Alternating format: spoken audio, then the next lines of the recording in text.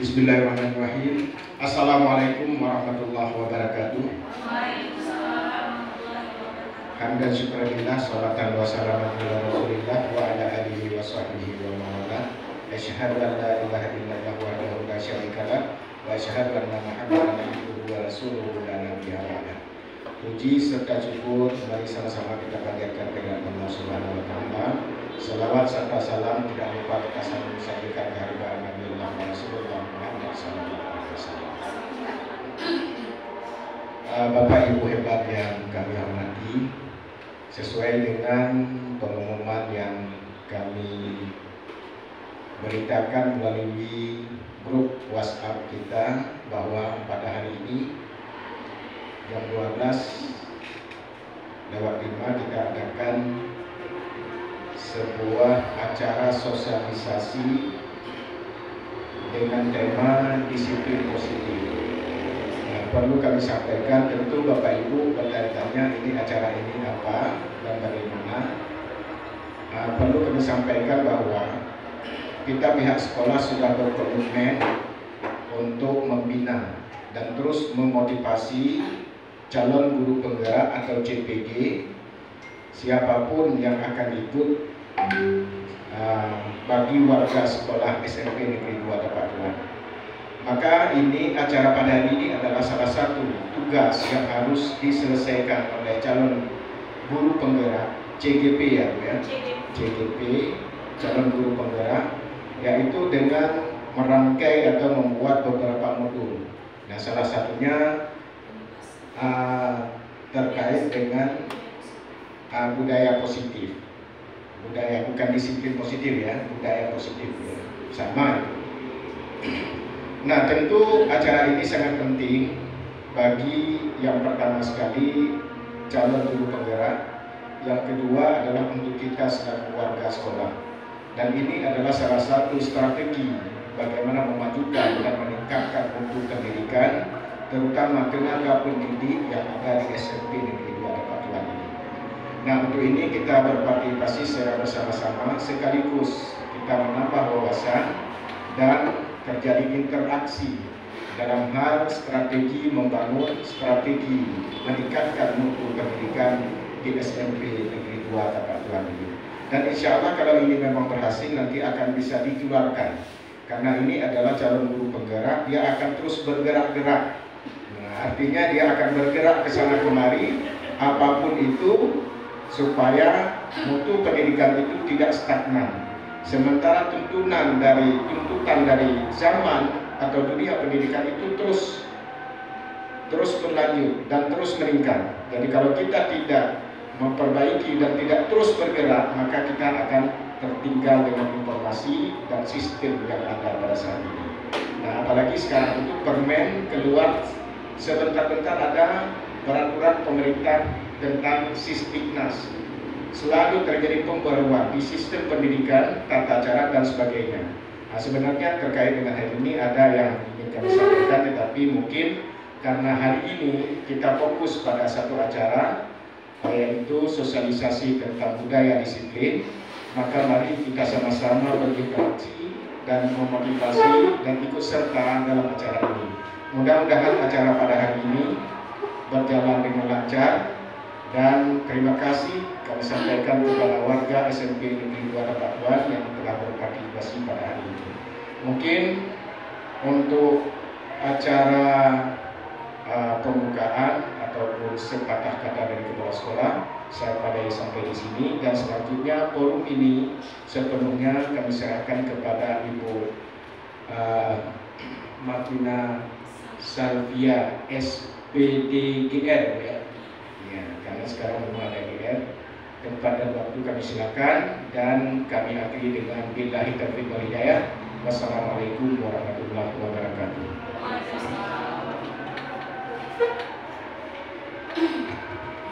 Terima kasih atas waktunya Bapak. Bismillahirrahmanirrahim. Assalamualaikum warahmatullahi wabarakatuh.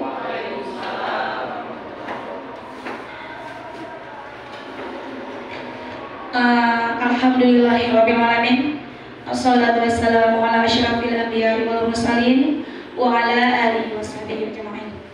Puji puji beserta syukur atas kehadirat Allah Subhanahu wa Ta'ala yang telah memberikan kita kesehatan dan kesempatan sehingga kita dapat berkumpul di ruangan yang sederhana ini. Tak lupa pula kita sanjungkan kepenguatan Nabi besar Muhammad SAW yang telah membawa umatnya dari alam jahiliyah ke alam Islamiyah, dari alam kebodohan ke alam yang penuh dengan ilmu pengetahuan seperti yang kita rasakan pada saat sekarang ini. Yang saya hormati Bapak Kepala SMP Negeri 2 Tapatuan, yang saya hormati Wakil Kepala SMP Negeri 2 Tapatuan, yang saya hormati Wakil Kurikulum SMP Negeri 2 Tapatuan, dan yang saya hormati Ibu Bapak Guru yang telah meluangkan waktunya untuk hadir di dalam ruangan ini. Secara di sini saya sebagai CGP, calon guru penggerak angkatan 7, yaitu ingin sedikit berbagi apa yang sudah saya dapatkan. Kita di sini, saya di sini berdiri bukan mengajarkan, tapi hanya berbagi yang mana di sini mungkin selama lebih kurang hampir 2 bulan saya sudah menjalankan pendidikan guru penggerak. Alhamdulillah banyak sekali ilmu yang saya dapatkan dan juga kolaborasi dengan guru-guru lainnya di seluruh Aceh Selatan, khusus Aceh Selatan.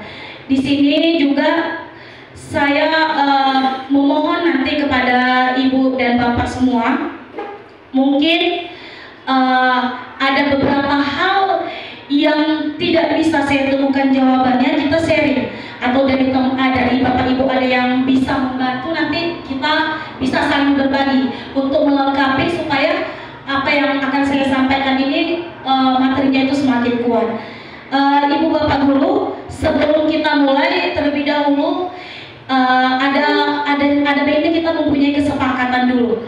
Kesepakatan bagaimana nanti mungkin ada yang dari Bapak Ibu yang ingin mau bertanya di sesi awal atau di akhir saja, boleh saya lemparkan ke Bapak Ibu, mungkin ada masukan.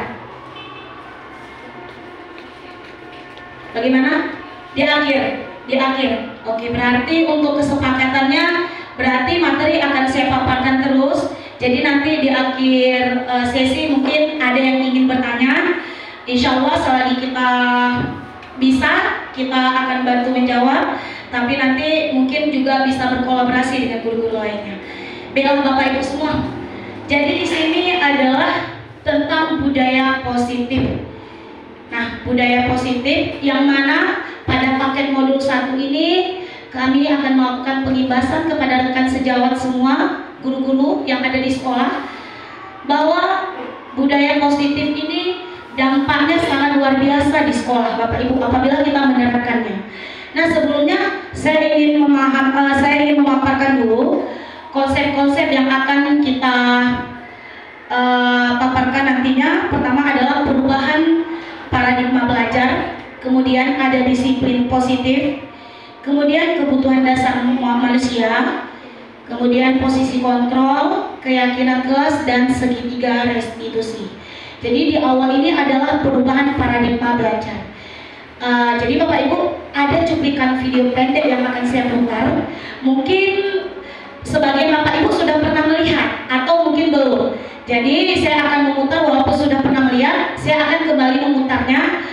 Bahwa di sini adalah zaman pendidikan dari masa kolonial Belanda sampai pada masa sekarang ini.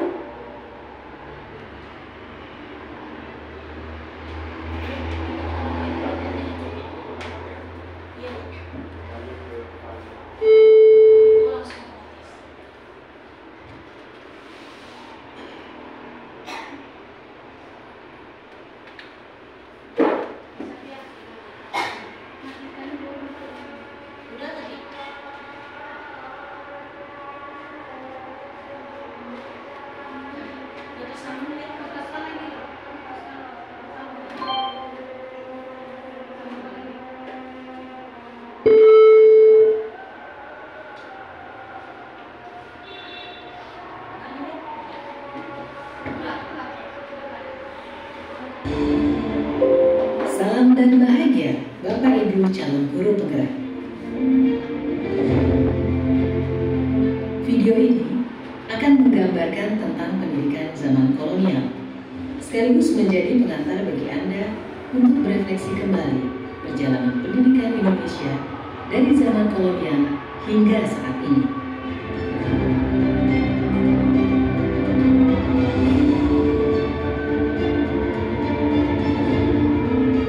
Tahukah Anda, pada tahun 1854, beberapa bupati menginisiasi pendirian sekolah-sekolah kabupaten, tetapi hanya untuk mendidik calon-calon pegawai.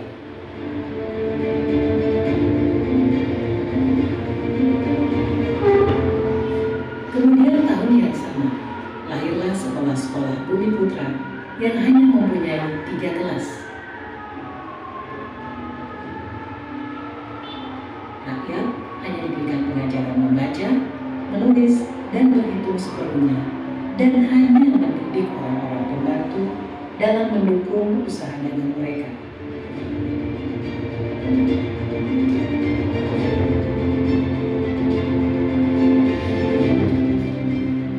Pemerintah Hindia Belanda memberikan kelonggaran kepada para calon murid dokter Jawa untuk mendapatkan pendidikan dan pengajaran.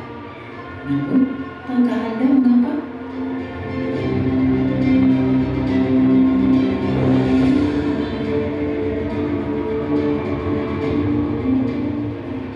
Pada tahun 1920, lahirlah cita-cita baru yang mengimpikan perubahan radikal dalam pendidikan dan pengajaran.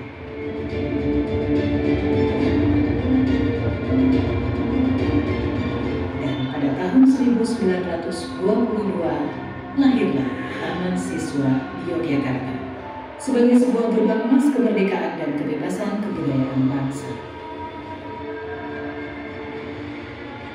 Taman Siswa ada sebagai jiwa rakyat untuk merdeka dan bebas.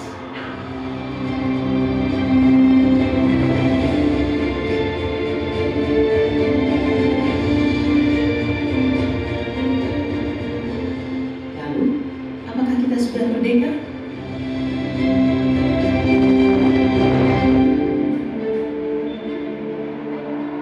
Video ini adalah pengantar menuju video kedua, Filosofi Pendidikan Ki Hajar Dewantara. Baik Bapak Ibu semuanya, itu sekilas video singkat yang mana video tersebut menggambarkan pendidikan dari zaman kolonial Belanda. Kira-kira menurut Bapak Ibu bagaimana pada zaman dulu pendidikan sampai sekarang ini? Banyak sekali perubahan ya yang kita rasakan ya. Cuma tadi akhir jawabannya apakah kita sudah merdeka, itu dia yang masih dalam tanda tanya. Karena kenapa? Apakah model yang kita mengajarkan sekarang ini sudah sesuai dengan Ki Hajar Dewantara? Apakah anak-anak didik kita sudah merdeka? Ya, jadi itu pertanyaannya. Nah, selanjutnya di sini perubahan paradigma belajar. Zaman kolonial Belanda, rakyat hanya diajari berhitung, menulis, dan membaca seadanya. Dan untuk kepentingan kolonial Belanda, sedangkan pendidikan paradigma baru yaitu berpusat pada murid untuk mencapai kebahagiaan lahir dan batin yang setinggi-tingginya. Jadi di sini pendidikan paradigma baru adalah pembelajaran yang berorientasi pada penguatan kompetensi dan pengembangan karakter yang sesuai dengan nilai-nilai Pancasila. Pembelajaran paradigma baru memastikan praktik pembelajaran yang berpusat pada murid, yang mana setiap murid belajar sesuai dengan kebutuhan dan tahapan perkembangannya untuk mewujudkan profil pelajar Pancasila. Nah, yang harus kita ketahui adalah yang mana pelajar Pancasila itu. Ini dia Bapak Ibu, ada 6 profil pelajar Pancasila. Yang paling tinggi adalah tetap beriman, bertakwa kepada Tuhan Yang Maha Esa dan berakhlak mulia. Makanya etika yang selalu kita tuntut di sekolah ini itu adalah tetap yang nomor 1. Ada ilmu, ada pepatah mengatakan setinggi-tingginya ilmu itu apabila sudah mempunyai adab. Jadi hal yang pertama sekali yang harus kita ajarkan atau harus kita selalu terapkan kepada peserta didik itu adalah beradab, berilmu. ketika seorang anak sudah beradab, sudah mengetahui adab ataupun etika, maka ilmu yang lain akan menyusul dengan mudah. Yang kedua adalah kebinekaan global. Ini selanjutnya bergotong royong, ya, berjiwa gotong royong. Kemudian mandiri, kita menuntut siswa kita untuk mandiri. Kemudian bernalar kritis dan kreatif. Itu adalah profil pelajar Pancasila, yang mana sekarang ini kurikulum Merdeka sekarang ini adalah menuntut kita untuk berpihak semua kepada murid. Selanjutnya, disiplin positif. Terlebih dahulu saya mau tanya Bapak Ibu, Bapak Ibu, apabila saya menyebutkan kata disiplin, kira-kira apa yang Bapak Ibu bisa jelaskan? Disiplin itu bagaimana? Yang bisa kita tangkap ataupun yang bisa kita artikan dalam sehari-hari, bagaimana dengan disiplin? Saya ingin tahu dulu dari Bapak Ibu, disiplin itu apa? Iya, patuh dan taat kepada peraturan. Sesuai tepat waktu ya Bapak Ibu ya. Patuh dan taat kepada peraturan. Itu adalah hal budaya kita yang memang kita mengetahui bahwa disiplin itu patuh dan taat pada peraturan. Yang mana ujung-ujungnya nanti kalau tidak patuh dan taat pasti ada hukuman. Iya kan?